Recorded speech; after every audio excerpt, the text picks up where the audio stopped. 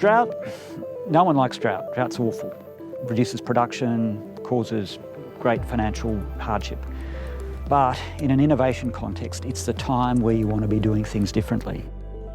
We wait till a drought comes along and then we spend a lot of our energy working out how we're going to get through it, and by then usually it's too late and we end up making reactive decisions. If we can discuss these things now when there's a little less pressure and we've probably got a little bit more time, people are probably in a financially a lot better position to adopt some different stuff. If we've learned anything from all of Australia's history, is that there will be another drought just around the corner.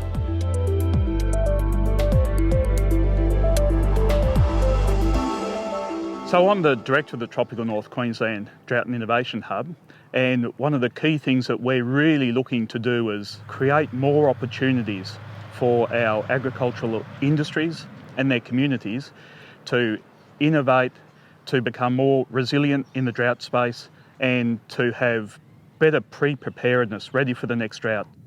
To be able to have something like the hub actively operating in a community like Charters Towers, I think will be great for the industry and for the community. A good place for like-minded producers to get together and tease out some ideas and hopefully work out a few different ones and a few different ways of dealing with some of these tougher seasons that we've been seemingly getting a lot more often lately.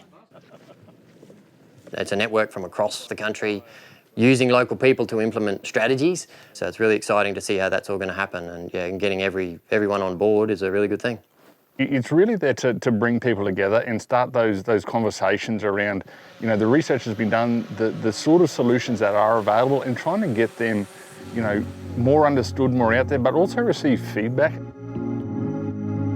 So we're running forums, field days, and most importantly we're attending already organised industry events, whether that's be in the grazing industry, in horticulture or other agricultural industries and within their communities, so that we can listen and learn about what the real local issues are, and then really engage in a conversation around what are the local solutions, what are some of the things that you mightn't have even thought of before that things like technology or other innovations could bring to the table to actually help.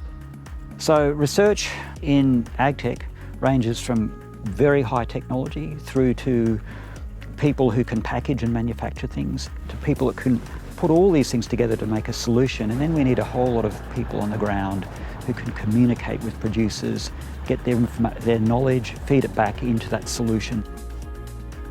I think a grazing business in Northern Australia, you always have to be thinking ahead. And also keeping that worst case scenario in the back of your mind, what happens if it doesn't rain? Having those options in place and being able to make decisions early is very important. Yeah, tech is definitely crucial with modern farming. I've seen the benefits that taking notice of research can have within your business. We can actually have some input into where funding is going to go and getting it into the right areas and getting scientists and producers in a room talking to each other, so that we're not like reinventing the wheel. It'll be absolutely crucial that what we learn in the TNQ Hub is shared across all of the hubs across Australia. Things that are learnt out of Tasmania will have application in South Australia, Western Australia, Queensland.